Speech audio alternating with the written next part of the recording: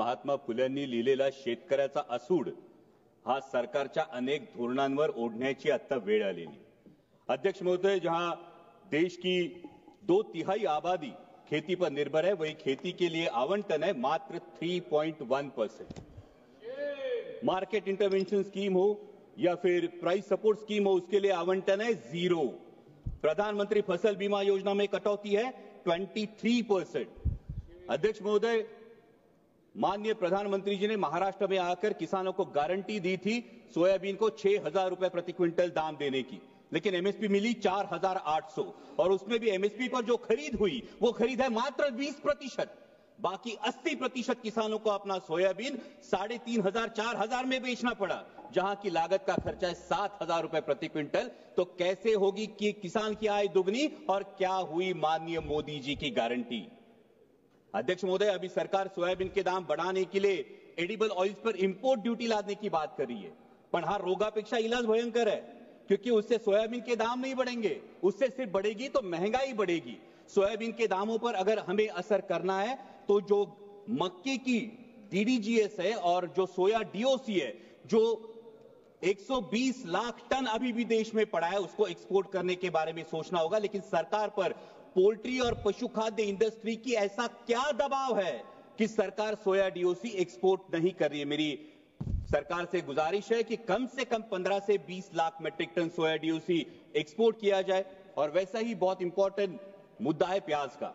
जब प्याज को एमएसपी देने की बात आती है तो सरकार कहती है कि प्याज जीवनावश्यक वस्तु नहीं है, लेकिन जैसे ही किसान को 4 पैसे मिलने का अवसर निर्माण होता है तो सरकार निर्यात पर पाबंदी लगा देती है, निर्यात शुल्क लाद देती है और कहती है प्याज तो जीवनावश्यक वस्तु है। अध्यक्ष महोदय, हमारे देश में कई समाज ऐसे जो कभी भी प्याज नहीं खाते। हिंदुओं में भी चातुर्मास में 4 महीने प्याज नहीं खाया जाता, तो फिर प्याज जीवनावश्यक वस्तु कैसे हुई?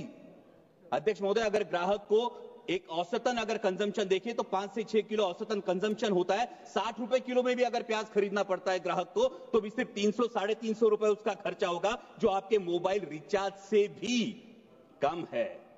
इसलिए मेरी सरकार से मांग है कि प्याज पर हमेशा के लिए निर्यात पाबंदी हटाकर जो 20% निर्यात शुल्क है उसे अविलंब रद्द किया जाए और प्याज को एमएसपी के दायरे में लाकर 3,000 रुपए प्रति क्विंटल का दाम सुनिश्चित किया जाए।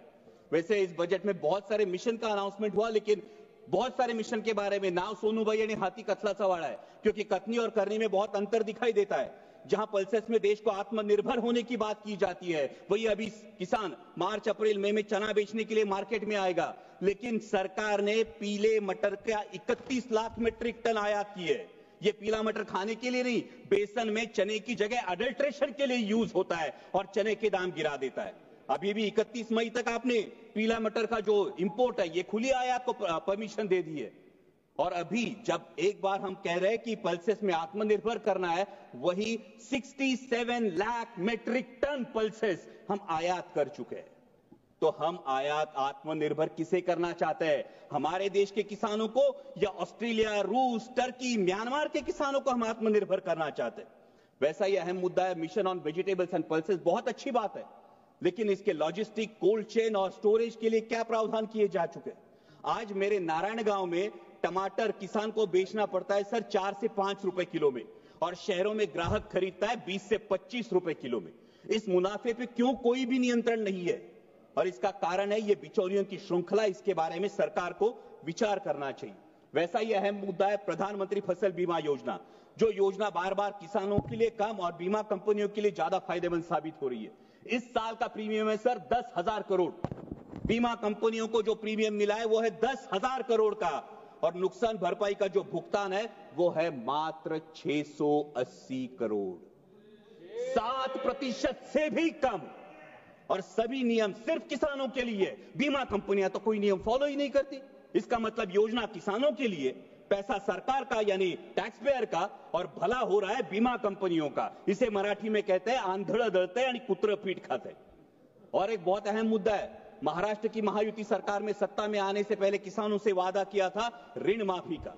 सरकार के इस आश्वासन की वजह से किसान अब ऋण माफी की तरफ आस लगाए बैठे हैं, और मार्च एंड होने की वजह से बैंक किसानों के पीछे रट लगाई है। आज महाराष्ट्र में हर दिन 7 किसान आत्महत्या कर रहे हैं। क्या कृषि प्रधान देश के लिए ये सम्मानजनक बात है? और अंत में दो ही मुद्दे सर।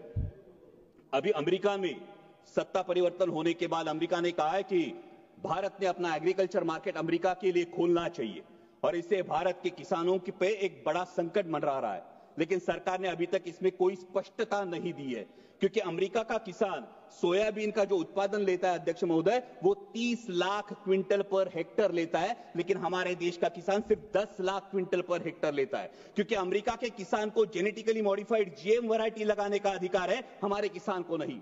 सरकार जो एडिबल ऑयल इंपोर्ट करती है वो जीएम वैरायटी का चलता है, लेकिन किसान जीएम वैरायटी की फसल नहीं लगा सकता। तो कैसे होगा? जहां अमेरिका अपने किसान को सक्षम कर रही है, वही हमारे विश्व गुरु देश का किसान अभी भी एमएसपी के लिए जूझ रहा है। सर, प्रधानमंत्री जी ने एक बहुत प्यारी बात कही महाकुंभ के बारे में वक्तव्य देते वक्त। उन्होंने कहा कि नदी उत्सव मनाना चाहिए, लेकिन ये नदी उत्सव नदियों का खोलीकरण, रुंदीकरण और पुनरुज्जीवन होगा, तभी असली नदी उत्सव होगा। सर, महाराष्ट्र में कैलाश नागरे जैसा एक युवा प्रगतिशील किसान अगर खेतों को पानी नहीं इसलिए खुदकुशी करता है, तो क्या ये हमारे पॉलिसी पे तमाचा नहीं है?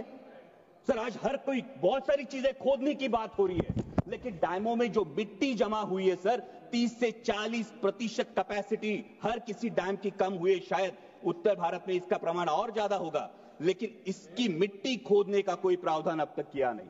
अंत में इतना ही कहूंगा सर, मैं सरकार से गुजारिश करता हूं कि हमारे देश को, किसान को पर्याप्त पानी, अच्छी क्वालिटी का बीज, उत्पाद को सही दाम और इंटरनेशनल मार्केट में कंपीट करने के लिए फ्री हैंड दीजिए।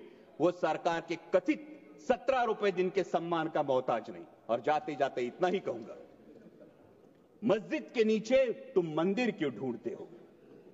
मस्जिद के नीचे तुम मंदिर क्यों ढूंढते हो? भविष्य की ओर देखो, तुम इतिहास पर क्यों लड़ते हो? ठीक है, धन्यवाद। वो लड़ाएंगे भड़काएंगे, वो लड़ाएंगे भड़काएंगे, लेकिन राष्ट्रहित का रुख तू कर, किसानों के हित में हमेशा इंसानियत की बात तू कर, इंसानियत बात तू कर। जय शिवराय, धन्यवाद।